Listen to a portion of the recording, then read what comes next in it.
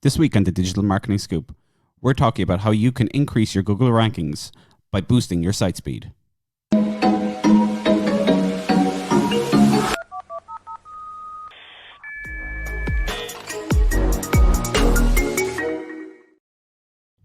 Hey everyone, welcome to this week's episode of the Digital Marketing Scoop. So this week we're going to be talking about the speed of your website. So how fast it loads up once somebody lands on it. And Google have said time and time again that this is an important factor in where your site ranks in Google's listings. Yeah.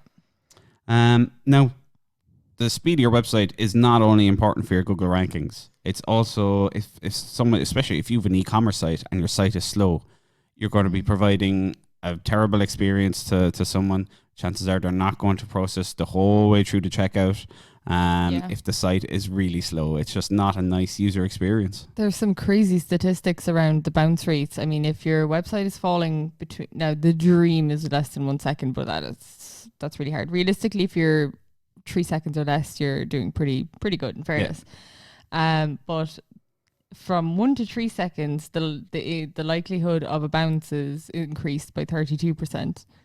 Then from like 5 seconds up, it dramatically jumps to like 90 to like over 100%. Like it's I was like, how could you even have 106% bounce rate? We just given up on it. Yeah. But it just like, and when we're talking seconds, it actually comes down to even just fractions of seconds make huge differences, which you wouldn't think, but you know yourself when you go to a website and it's just, you're like 2-3 seconds, it's not loading, you just bounce back and go to the next one. Yeah.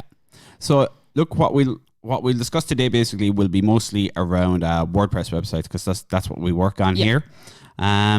So there is a very handy tool called GTmetrix. We'll put the link to it in the show notes. But you can put your website into GTmetrix. It'll go off and it'll scan your website and it'll basically tell you everything that's slowing your website down. And a huge amount of the time, what will be slowing your website down is you've put massive images on the site. Like the other day, I gave a presentation on this, and I put in one of the guys' websites from the presentation, and they had a row of logos, really small logos of their clients down the bottom of their website. One of those tiny little logos was 1.8 megabytes, which was actually nearly half the size of his entire homepage.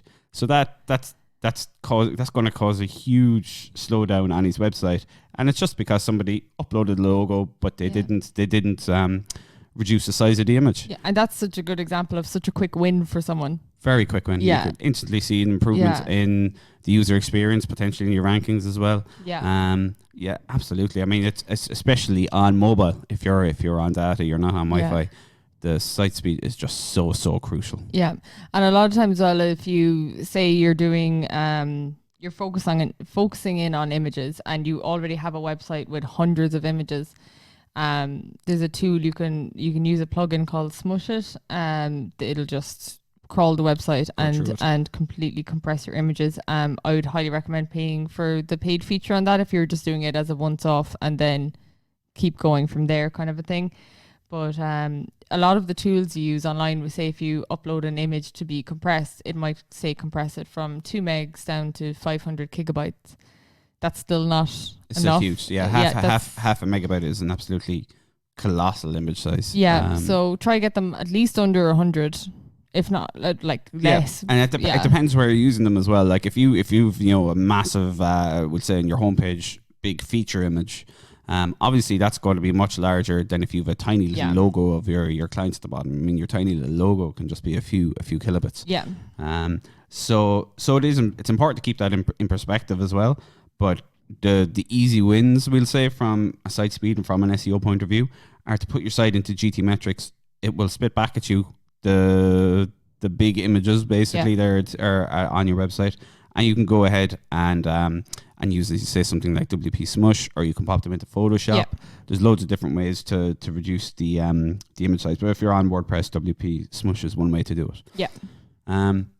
So when you do GTmetrix, it'll say kind of where the issue is arising, whether it's an image issue or a server issue or a problem with your code issue. and there's some really common server issues. So if you're using kind of standard kind of reseller hosting, if you're not using like really good hosting, chances are you're not going to be, first of all, the response from the server to the person who's looking at your website isn't going to be as quick. And also some features such as gzip compression and leveraged browser caching may not be enabled. Now, there's a very quick win you can get here on WordPress, and that's by using what's called a managed hosting service. The one we use in-house here is Get Flywheel, but and the other one is WP Engine, but WP Engine actually just bought Get Flywheel, so but Get Flywheel is the one we use and recommend, and we really have had no issues with it. And just by literally moving your site to a managed hosting platform, you can see an absolutely dramatic increase in your site speed. And again, you're creating that environment where you're making the site much more user friendly, which should hopefully start increasing the leads and the sales that you're getting through the site as well. Yeah.